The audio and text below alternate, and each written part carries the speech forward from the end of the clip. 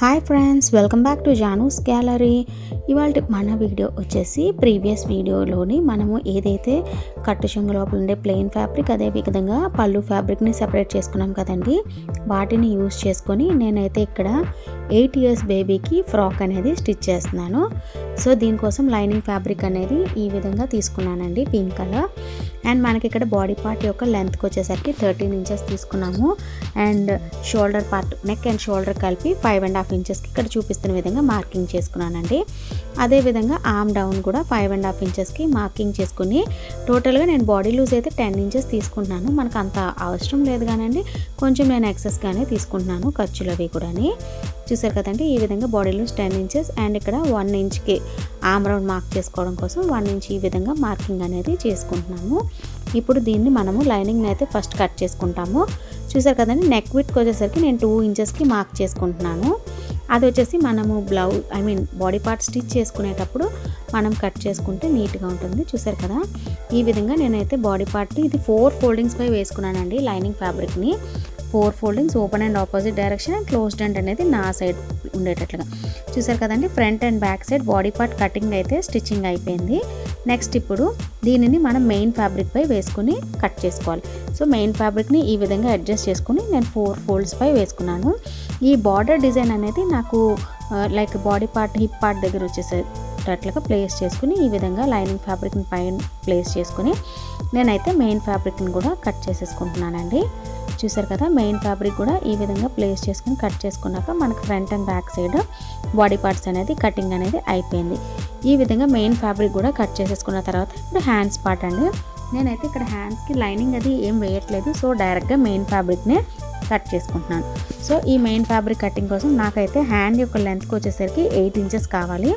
And కింది భాగంలో మనము ఫోల్డ్ చేసి కుట్టుకుంటాం కాబట్టి ఒక 1/2 inch ఎక్సెస్గా తీసుకొని 8.5 inchesకి ఇక్కడ చూపిస్తున్న విధంగా మార్క్ చేసుకున్నాను. సో 8 inchesలో 3 inches లెస్ చేసుకుంటే మనకి 5 inches వస్తుంది. ఒక 1/2 inch యాడ్ చేసుకుని 5.5 inches వరకు మార్క్ చేసుకొని చూసారు కదా, ఈ విధంగా హ్యాండ్ షేప్ అనేది డ్రా చేసుకోవాలి. సో హ్యాండ్ లూజ్ వచ్చేసి నేను ఎంత ఉంటే అంతే పెట్టేసుకుంటున్నానండి, ఎందుకంటే మనకి ఇదేం పెద్ద ఎక్కువ లూజ్ అయితే లేదు. లాస్ట్లో మనం ఫైనల్గా ఎక్సెస్గా కట్ చేసుకున్నవన్నీ కూడా కట్ చేసుకుని రిమూవ్ చేసుకోవచ్చు. ఈ 8 inches కంటే పైన చూసారు కదా, ఇక్కడ చూపిస్తున్న విధంగా ఒక 2 inches లెంత్ అండ్ ఒక 2 inches విడ్త్కి మార్క్ చేసుకుని ఇక్కడ క్రాస్గా ఒక లైన్ పెట్టుకుని మనమైతే చూసారా ఈ బుట్ట స్టిచ్ చేయడం కోసం ఈ విధంగా మార్కింగ్ అయితే చేసేసుకోవాలి.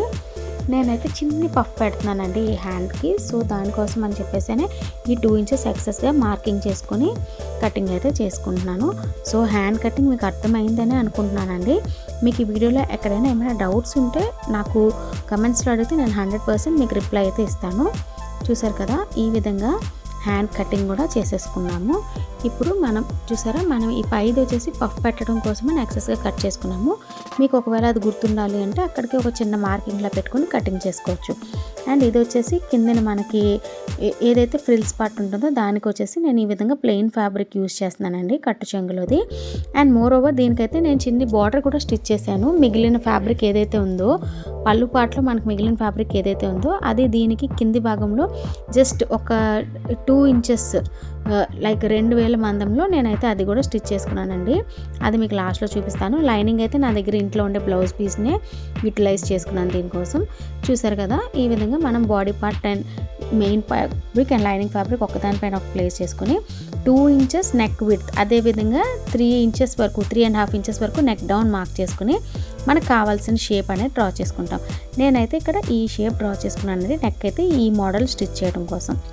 చూసారా, ఈ విధంగా నెక్ మనం ఫస్ట్ లైనింగ్ ఫ్యాబ్రిక్ని కట్ చేసుకున్న తర్వాత ఇప్పుడు మెయిన్ ఫ్యాబ్రిక్ యొక్క రైట్ సైడ్లో ఈ లైనింగ్ ఫ్యాబ్రిక్ని ప్లేస్ చేసుకుని మనం స్టిచ్ అయితే వేసుకోవాలండి. మనం ఎక్కడా కూడా నీడిల్ని కిందికి ప్లేస్ చేసుకొని ఫ్యాబ్రిక్ మీద ఫ్యాబ్రిక్ని మాత్రమే మూవ్ చేసుకుంటూ మనకి చూసారా ఈ రౌండ్స్ అవి ఉండే దగ్గర స్లోగా ఫ్యాబ్రిక్ని మూవ్ చేసుకుంటూ స్టిచ్ అనేది వేసుకుంటే మనకు చాలా నీట్గా ఈ కర్వ్స్ అవి తిరుగుతాయండి. చూసారా, నెక్ దగ్గర మనకు చిన్న కర్వ్ ఉంది కదా, సో ఫ్యాబ్రిక్ని స్లోగా మూవ్ చేసుకుంటూ స్టిచ్ చేసుకుంటే మనకు నీట్ ఫినిషింగ్ వస్తుంది.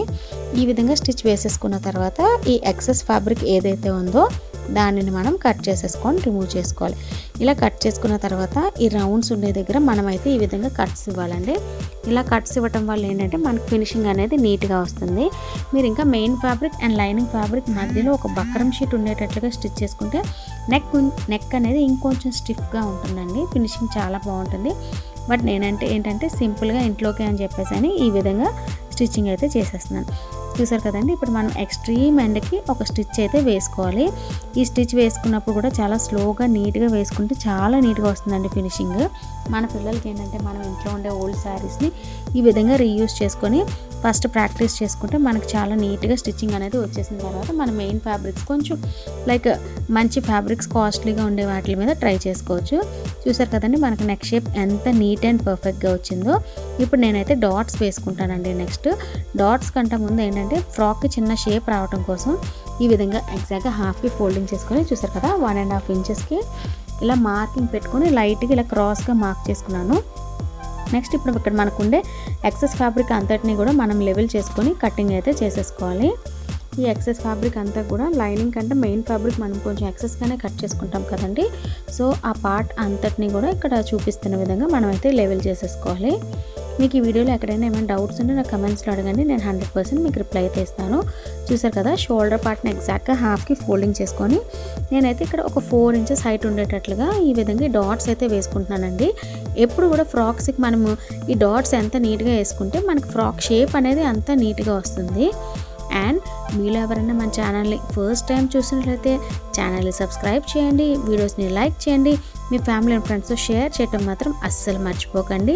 మీరు ఇచ్చే లైకే నాకు motivation. So please don't forget to like my video. చూసారు కదా ఈ విధంగా ఫ్రంట్ పార్ట్లో మనం డాట్స్ వేసేసుకొని కంప్లీట్ చేసుకున్న తర్వాత ఇప్పుడు బ్యాక్ పార్ట్ చూద్దామండి. బ్యాక్ పార్ట్కి వచ్చేసరికి back part down 3.5 inches and back part యొక్క విడ్త్కి వచ్చేసరికి 2 ఇంచెస్ ఇలా రౌండ్ షేప్ మార్క్ చేసుకుని మనం ఏ విధంగా అయితే రౌండ్ మార్క్ చేసుకున్నామో అదే విధంగానే కటింగ్ అయితే చేసేసుకోవాలి. చూసారు కదా రౌండ్ ఈ విధంగా కట్ చేసుకున్న తర్వాత ఇప్పుడు మెయిన్ ఫ్యాబ్రిక్ యొక్క రైట్ సైడ్లోనే ఈ లైనింగ్ ఫ్యాబ్రిక్ని ప్లేస్ చేసుకొని ఈ రౌండ్ షేప్లో మనమైతే స్టిచ్ అనేది వేసేసుకోవాలి. చూసారు కదా ఈ విధంగా స్టిచ్ వేసేసుకున్న తర్వాత మనం ఎక్కడ కూడా చూసారా ఫ్యాబ్రిక్ని మాత్రమే మూవ్ చేసుకుంటున్నాం. నీడిల్ని కిందికి ప్లేస్ చేసుకొని ఎక్కడ కూడా మనం నీడిల్ పైకి ప్లేస్ చేసుకుని ఫ్యాబ్రిక్ని మూవ్ చేసామంటే మనకి స్టిచ్ అనేది ఎగ్జాక్ట్లీ షేప్ అనేది రాదు. సో నీడిల్ని కింది భాగానికి ప్లేస్ చేసుకుని ఈ స్టిచ్ అనేది వేయాలి. చూసారు కదా ఇప్పుడు ఇక్కడ ఉండే ఎక్సెస్ ఫ్యాబ్రిక్ అంతా రిమూవ్ చేసేసుకొని నేనైతే ఇక్కడ చూపిస్తున్న విధంగా కట్స్ ఇస్తానండి. ఈ విధంగా కట్స్ ఇచ్చుకొని మనం బ్యాక్కి టర్న్ చేసుకుంటే మనకి నెక్ రౌండ్ అనేది పర్ఫెక్ట్గా తిరుగుతుంది. చూడండి ఇక్కడ బ్యాక్ సైడ్కి టర్న్ చేసుకొని నేను స్టిచ్ వేసాక మీకు చూపిస్తాను మనకి నెక్ రౌండ్ అనేది ఎంత నీట్గా పర్ఫెక్ట్గా వచ్చిందో బ్యాక్ సైడ్. సో ఈ విధంగా ఎక్స్ట్రీమ్ ఎండ్కి మనం స్టిచ్ వేసుకోవాలి. మనం ఎంత ఎక్స్ట్రీమ్ ఎండ్కి స్టిచ్ అనేది వేస్తామో మనకు ఫినిషింగ్ అంత నీట్గా ఉంటుంది, ఫైనల్ లుక్ కూడా అంతే నీట్గా ఉంటుందండి.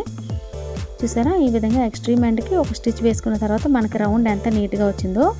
ఇందాక మనం ఫ్రంట్ సైడ్ పార్ట్కి ఏ విధంగా అయితే డాట్స్ వేసుకున్నాం బ్యాక్ సైడ్ కూడా సేమ్ అదే ప్యాటర్న్లోనే డాట్స్ వేసుకోవాలి. బట్ దానికంటే ముందర నేనైతే ఇక్కడ జిప్ స్టిచ్ చేసుకుంటున్నానండి ఫ్రాక్కి. చూసారు కదా ఈ విధంగా బాడీ పార్ట్ని ఎగ్జాక్ట్గా హాఫ్కి ఫోల్డ్ చేసుకొని సెంటర్ పాయింట్ అనేది చూసుకొని మనం ఈ విధంగా సెపరేట్ చేసుకోవాలి, కట్ చేసుకోవాలి. ఇలా కట్ చేసుకున్న తర్వాత మనం ఏంటంటే ఈ క్లాత్స్ ఏవైతే ఉన్నాయో వీటిని ఫస్ట్ స్టిచ్ చేసుకోవాలండి. ఈ క్లాత్ స్టిచ్ చేయడం వల్ల ఏంటంటే మనకి జిప్కి గ్రిప్ అనేది ఉంటుంది. సో దట్ మనకి త్వరగా ఫ్రాక్ అనేది పాడవే ఛాన్సెస్ అవి ఉండవు. అండ్ నెక్స్ట్ ఇక్కడ కూడా చూసారా 1.5 ఇంచెస్కి ఫ్రంట్ సైడ్ ఏ విధంగా అయితే మార్క్ చేసుకున్నామో ఎక్సెస్ ఫ్యాబ్రిక్ని రిమూవ్ చేసుకోవడానికి బ్యాక్ సైడ్ కూడా సేమ్ అదే ప్యాటర్న్లోనే 1.5 ఇంచెస్. ఈ కటింగ్ అనేది మనం ముందు అయినా కట్ చేసుకోవచ్చు, లేదంటే ఈ విధంగా స్టిచ్చింగ్ టైంలోనే కట్ చేసుకోవచ్చు అండి. సో చూసారు కదా ఈ విధంగా మనం నెక్ సైజ్ అనేది కట్ చేసుకున్నాం కదా. ఇక్కడ నేనైతే పైన చిన్నది ఒక 1/2 ఇంచ్ ఫోల్డ్ చేసుకొని క్లాత్ అనేది పైనుంచే మెయిన్ ఫ్యాబ్రిక్ యొక్క రైట్ సైడ్ నుంచే ప్లేస్ చేసుకుని ఫస్ట్ ఈ విధంగా స్టిచ్ వేసుకుంటున్నాను. నెక్స్ట్ ఇది లోపలికి ఇక్కడ చూపిస్తున్న విధంగా ఫోల్డ్ చేసుకొని పైనుండి ఎక్స్ట్రీమ్ ఎండ్కి ఒక స్టిచ్ అయితే వేసేసుకోవాలి. ఇదే ప్యాటర్న్లోనే అదర్ హాఫ్ కూడా మనం ఈ స్టిచ్ అనేది వేసుకొని జాయిన్ చేసుకోవాలి ఈ ఫ్యాబ్రిక్ అనేది. అప్పుడైతే దానిపైన మనం జిప్ వేసుకొని స్టిచ్ చేసుకోవడానికి ఈజీగా ఉంటుంది. సో అది కూడా నేను వీడియోలో ఎక్కడ కూడా మీకు స్కిప్ చేయకుండా each and every part explain చేయడం కోసం అని చెప్పేసి నేను ఏ ఒక్క పార్ట్ని కూడా స్కిప్ చేయకుండా మీకు కంప్లీట్గా చూపిస్తున్నానండి. సో మీరు అందరూ కూడా ఇలాగే సింపుల్ అండ్ ఈజీగా మీ పిల్లలకి ఇంట్లోనే స్టిచ్ చేసుకోవాలన్న ఒక ఉద్దేశంతో చూసారా నేను వీడియోని అయితే ఎక్కడ కూడా ఏ పార్ట్ స్కిప్ చేయట్లేదు. మీకు ఈచ్ అండ్ ఎవ్రీ పాయింట్ కూడా నేను మీకు చూపిస్తున్నానండి. సో మీరు ఎవరైనా ట్రై చేస్తే నాకు ఇన్స్టాగ్రామ్లో మీరు ట్రై చేసిన పిక్స్ పెట్టినా సరే నేను తప్పకుండా మన ఛానల్లో వీడియోస్లో అయితే పోస్ట్ చేయడానికి 100% ట్రై చేస్తాను. చూసారు కదండి, ఈ విధంగా మనం ఫస్ట్ ఈ క్లాత్స్ అవి స్టిచ్ చేసుకున్న తర్వాత ఇప్పుడు జిప్ చూసారా, ఈ లెఫ్ట్ సైడ్ ఈ విధంగా ప్లేస్ చేసుకొని జిప్ పైనుంచి ఇలా ఒక స్టిచ్ అనేది వేసేసుకోవాలి. ఇది చాలా సింపుల్ అండి. అండ్ ఇది నేను ఇక్కడ వచ్చేసి ఇన్విజిబుల్ జిప్ అనేది స్టిచ్ చేసుకుంటున్నాను. సో ఇక్కడ చూపిస్తున్న విధంగా నేనైతే డబల్ పాదంతో స్టిచ్ చేస్తున్నానండి. మీ దగ్గర సింగిల్ పాదం ఉండి మీరు స్టిచ్ చేస్తే అది ఇంకా నీట్గా వస్తుందండి ఫినిషింగ్ అనేది. చూసారు కదా, ఇప్పుడు మనకు జిప్ ఎక్కడ కనిపించకుండా ఈ other fabric other side other half కూడా ప్లేస్ చేసుకుని మనం స్టిచ్ అయితే వేసుకోవాలి. ఇక్కడ ఈ జిప్ స్టిచ్ చేసుకునేటప్పుడు మనం స్టిచ్ అనేది కొంచెం స్లోగా జిప్ని ఫస్ట్ కొంచెం ఓపెన్ చేసుకొని స్టిచ్ చేసి తర్వాత జిప్ అనేది క్లోజ్ చేసుకొని మనకి ఎక్కడ జిప్ బయటికి కనిపించకుండా ఈ స్టిచ్ అనేది వేసుకోవాలి. చూసారా, ఈ విధంగా స్టిచ్ వేయడం వల్ల మనకు ఫైనల్ లుక్ ఎంత నీట్గా వచ్చిందో మనం ఓపెన్ చేసి చూపిస్తే కానీ అక్కడ జిప్ ఉన్నట్టు తెలియదు. సో ఈ విధంగా మనం జిప్ అనేది చాలా నీట్గా సింపుల్గా స్టిచ్ చేసేసుకోవచ్చు. స్టార్టింగ్ పాయింట్లో రఫ్ చేసుకుంటూ స్టిచ్ చేసుకోండి, తర్వాత మరలా ఇంకొకసారి సెకండ్ స్టిచ్ వేసేయండి. ఈ విధంగా 2 స్టిచెస్ వేస్తే మనకేంటంటే zip opening and closing lock చేసుకునేటప్పుడు ఓపెన్ చేసుకునేటప్పుడు టైట్గా ఉంటుంది, క్లాత్ అనేది ఈజీగా చినిగిపోకుండా ఉంటుంది. అండ్ ఫైనల్గా ఇప్పుడు వీటికి కూడా డాట్స్ మన ఫ్రంట్ సైడ్ ఏ విధంగా అయితే షోల్డర్ని హాఫ్కి ఫోల్డ్ చేసుకుని ఈ డాట్స్ వేసుకుంటున్నాము, సో ఇక్కడ బ్యాక్ సైడ్ కూడా సేమ్ అదే విధంగానే వేసుకుంటున్నానండి. ఇవేంటంటే కొన్ని మనం బండ గుర్తుల్లో పెట్టేసుకోవాలండి, అప్పుడైతే మనకి ఈజీగా అర్థమవుతుంది. అండ్ నెక్స్ట్ టైం కన్ఫ్యూజ్ అవ్వకుండా ఉంటాం. షోల్డర్ పార్ట్ని హాఫ్కి ఫోల్డ్ చేసుకుని డాట్స్ వేసుకోవడం అని, ఈ జిప్ని సెంటర్కి ఏ విధంగా ప్లేస్ చేసుకొని స్టిచ్ చేసుకోవడం, ఇవన్నీ కూడా మ్యాక్సిమం ఈ షేప్స్ ఏవైతే మనం ఇస్తామో అది 3 ఇంచెస్ 3.5 4 ఇంచెస్ ఈ సైజ్ టు సైజ్ ఈ డాట్స్ అనేది లెంత్ అనేది వ్యారీ అవుతూ ఉంటుంది. చూసారు కదండి, ఈ విధంగా మనం మెయిన్ ఫ్యాబ్రిక్ ఏదైతే ఎక్సెస్గా తీసుకుంటామో వాటన్నిటినీ కూడా మనం ఎగ్జాక్ట్గా లైనింగ్ ఫ్యాబ్రిక్ ఈక్వల్గా ఉండేటట్లుగా కటింగ్ అయితే చేసేసుకోవాలి. చూసారు కదా, నేను ఎక్కడ కూడా వీడియోని స్కిప్ చేయట్లేదు. మీరు లెంతీగా ఉందని చెప్పేసి మీకు ఏది ఇంపార్టెంట్ పోనీ అక్కడ మాత్రమే చూసి మీరు కూడా ట్రై చేసుకోండి. నెక్స్ట్ టైం ఏంటంటే నేను కంప్లీట్ లాకింగ్తో డ్రెస్ అనేది కటింగ్ అండ్ స్టిచింగ్ చూపిస్తానండి. అంటే లైక్ ఇప్పుడు చూసారా కొన్ని క్లాత్స్ ఏంటంటే మనకి పోగుల్లో వచ్చేస్తూ ఉంటుంది. సో అలా వచ్చిన క్లాత్స్ అవేవి కూడా బయటికి రాకుండా బయటికి కనిపించకుండా మనం ఎలా స్టిచ్ చేసుకోవచ్చు అని చెప్పి నేను నెక్స్ట్ అప్కమింగ్లో వీడియోస్ అనేది చేద్దాం అనుకుంటున్నానండి. చూసారు కదా, ఈ విధంగా షోల్డర్ పార్ట్స్ 2 కూడా జాయిన్ చేసేసుకోవాలి. అండ్ స్టార్టింగ్ పార్ట్ ఏదైతే ఉందో ఈ షోల్డర్ జాయిన్ దగ్గర అక్కడ మాత్రం బాగా రఫ్ చేసుకుంటూ డబల్ స్టిచ్ అయితే వేయాలండి. సో నేనైతే ఇక్కడ డబల్ స్టిచ్చే వేస్తున్నాను, మీకు అందరికీ అర్థమవుతుందని అనుకుంటున్నాను. చూడండి, ఫస్ట్ ఒక స్టిచ్ వేసుకున్నాక సెకండ్ స్టిచ్ వేస్తూ స్టార్టింగ్ పాయింట్ రఫ్ చేసుకుంటూ స్టిచ్ చేశాను. ఈ విధంగా మనకి front and back side body parts అనేది జాయిన్ చేసేసుకున్న తర్వాత ఇప్పుడు వీటికి మనం హ్యాండ్స్ అనేది జాయిన్ చేసుకుందామండి.